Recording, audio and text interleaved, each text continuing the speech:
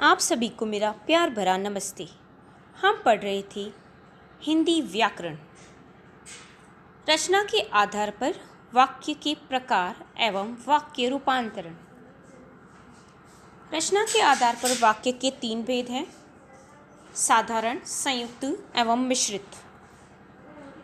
हम लोगों ने पहली कक्षा में पढ़ा सरल वाक्य, फिर संयुक्त वाक्य, उसके बाद पढ़ा मिश्र वाक्य। सर्वप्रथम दोहरान करते हैं सरल वाक्य का। जिन वाक्यों में एक ही क्रिया होती है उन्हें सरल वाक्य कहते हैं। सरल वाक्यों में कर्ता एक से अधिक हो सकते हैं, परंतु विधेय और क्रिया एक ही होते हैं। जैसे लक्ष्मी नारायण ने मकान बनवाया, बस ड्राइवर ने बस बहुत तेज चलाई। इन वाक्यों में एक एक क्रिया बनवाया, चलाई, आई है, इसलिए ये सरल वाक्य है। जिस वाक्य में 2 या 2 से अधिक मुख्य तथा स्वतंत्र उपवाक्य होते हैं वे संयुक्त वाक्य कहलाते हैं। जैसे ये दोनों देखें आप आगे, राम बाजार गया और संतरे लाया। यहाँ पर 2 वाक्य हैं, राम बाजार गया, संतरे लाया, और बीच में जोड़ा गया है और के द्वारा इन दोनों वाक्यों को। वैसे ही सच बोलो परंतु कटु सत्य न बोलो, इसमें परंतु के द्वारा जोड़ा गया है। हम सब दिल्ली घूमने गए और वहाँ 4 दिन रहे, और के द्वारा जोड़ा गया है। मिश्र वाक्य में एक से अधिक उपवाक्य होते हैं। उनमें एक उपवाक्य प्रधान होता है तथा अन्य एक या अधिक उपवाक्य उस पर आश्रित होते हैं। यह उपवाक्य परस्पर व्यधिकरण योजकों, जैसे कौन कौन से, तो देखें आप, जैसे कि, यदि, अगर, तो, तथापि, इसलिए इत्यादि से जुड़े हुए होते हैं।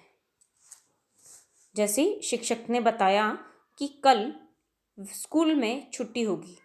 यहाँ पर शिक्षक ने बताया मुख्य वाक्य है और उस पे आश्रित हैं उपवाक्य कल स्कूल में छुट्टी होगी, और बीच में है योजक की।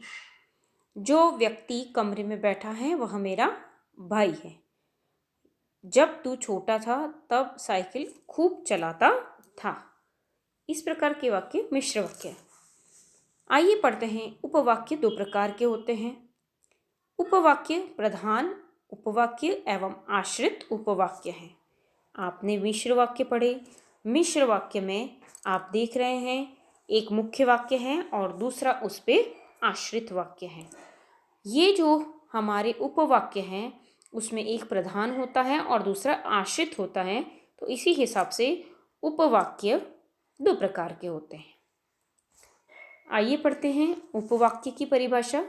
ऐसा पद समूह जिसका अपना अर्थ हो, जो एक वाक्य का भाग हो और जिसमें उद्देश्य और विधेय हो, उपवाक्य कहलाता है।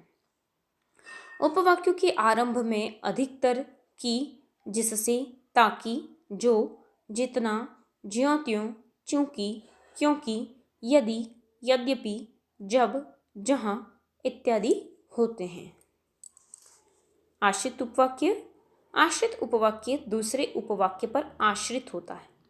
आश्रित उपवाक्य क्योंकि, कि, यदि, जो आदि से आरंभ होते हैं। जैसे मोदी जी ने कहा कि अच्छे दिन आएंगे।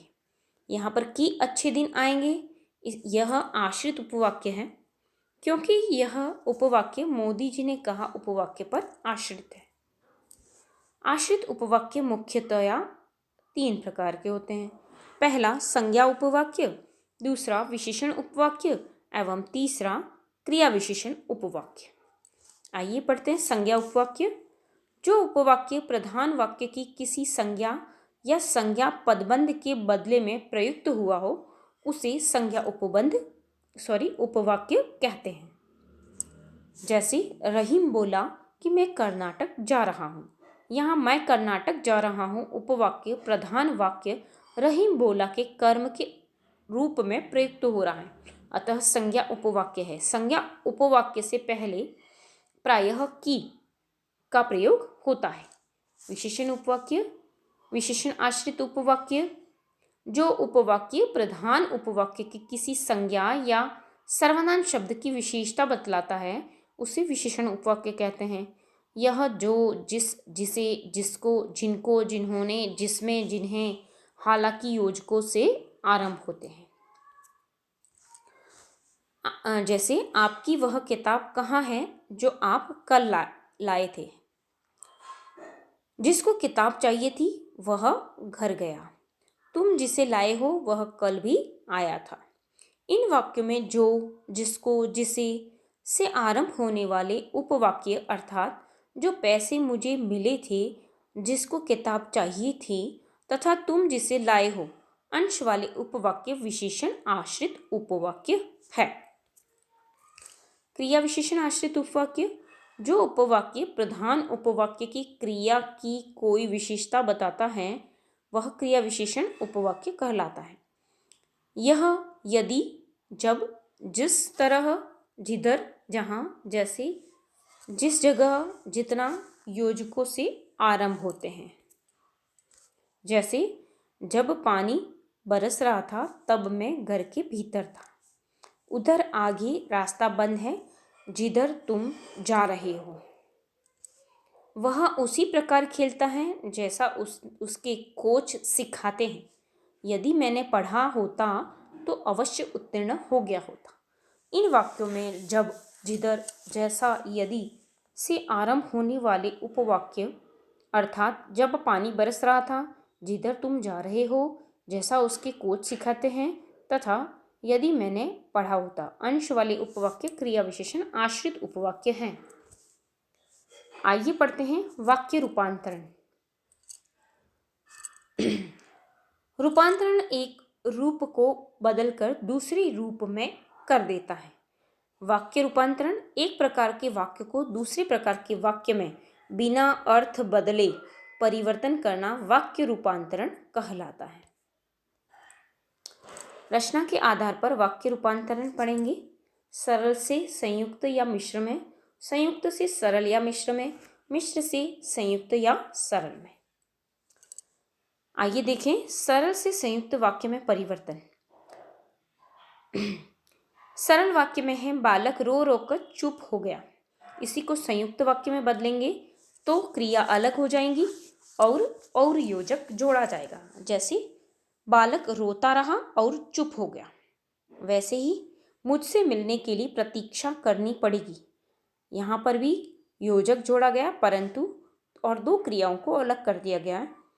मुझसे मिल लेना परंतु प्रतीक्षा करनी पड़ेगी। अन्य उदाहरण, कठोर होकर भी सहृदय बनो। इसको संयुक्त में बदलने के लिए हमें वैसे ही करना पड़ेगा, दो क्रियाओं को अलग करना पड़ेगा और योजक के द्वारा वाक्यों को जोड़ना पड़ेगा। कठोर बनो परंतु सहृदय रहो। सूर्योदय होने पर पक्षी बोलने लगे। सूर्योदय हुआ और पक्षी बोलने लगे। वह खरीदने के लिए बाजार गया।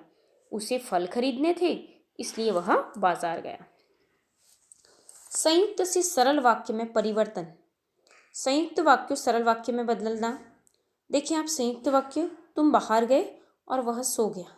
इसी को सरल में बदलने के लिए बीच वाला योजक हटा करके क्रिया को उसमें मर्ज कर देना पड़ेगा। जैसे तुम्हारे बाहर जाते ही वह सो गया। उसने झूठ बोला इसलिए दंड पाया। झूठ बोलने पर उसने दंड पाया। सरल से मिश्र वाक्य में परिवर्तन। स्वावलंबी व्यक्ति सदा सुखी रहते हैं। मिश्र में बदलने के लिए हमें योजक जोड़ना पड़ेगा। क्रियाएं अलग अलग होंगी। जो व्यक्ति स्वावलंबी होते हैं वे सदा सुखी रहते हैं। धनी व्यक्ति हर चीज खरीद सकता है। जो व्यक्ति धनी है वह हर चीज खरीद सकता है। वह जूते खरीदने के लिए बाजार गया। क्योंकि उसे जूते खरीदने थे इसलिए बाजार गया। प्रत्येक मिश्र वाक्य के वाक्य में योजक, जो, क्योंकि इत्यादि जोड़ करके यहाँ पर वाक्यों को अलग किया गया है और उसके मूल अर्थ को चेंज यानी परिवर्तित नहीं किया गया है। संयुक्त से मिश्र वाक्य में परिवर्तन। नीरजा ने कहानी सुनाई और नमिता रो पड़ी। नीरजा ने ऐसी कहानी सुनाई कि नमिता रो पड़ी। यहाँ पे देखेंगे संयुक्त से मिश्र में बनाने के लिए इसके अर्थ को नहीं खोया गया लेकिन की योजक के द्वारा वाक्यों को अलग किया गया है। आपने कठिन परिश्रम किया और उत्तीर्ण हो गए। आप इसलिए उत्तीर्ण हो गए क्योंकि आपने कठिन परिश्रम किया। मिश्र से सरल वाक्य में परिवर्तन। रोगी ने ज्यों ही दवाई पी उसे उल्टी हो गई। रोगी को दवाई पीते ही उल्टी हो गई। यहाँ सरल में बदलने के लिए ज्यों ही हटाया गया है और वाक्य का अर्थ नहीं बदला गया है। मुझे बताओ कि तुम्हारे भाई का परीक्षा परिणाम कैसा रहा। मुझे अपने भाई के परीक्षा परिणाम के विषय में बताए। वह मुझसे कहता है कि आओ। वह मुझे आने के लिए कहता है। तो संयुक्त वाक्य में बदलने के लिए क्रिया को यहाँ पर समाहित किया गया है और योजक को हटाया गया है, अर्थ को नहीं बदला गया है। मिश्र वाक्य से संयुक्त वाक्य में परिवर्तन। सुषमा इसलिए स्कूल नहीं गई क्योंकि वह बीमार है। इसलिए यहाँ सुषमा बीमार है इसलिए स्कूल नहीं गई। यहाँ पर क्योंकि को हटाया गया है। यदि आप उससे मिलना चाहते हैं तो द्वार पर प्रतीक्षा करें। आप उससे मिलना चाहते हैं इसलिए द्वार पर प्रतीक्षा करें। यहाँ पे जो योजक शब्द हैं वह संयुक्त वाक्य के लगाए गए हैं। मेरे पिताजी वे हैं जो पलंग पर लेटे हैं। वे मेरे पिताजी हैं और पलंग पर लेटे हैं। धन्यवाद। आशा करती हूँ आप अभ्यास ज़रूर करेंगे।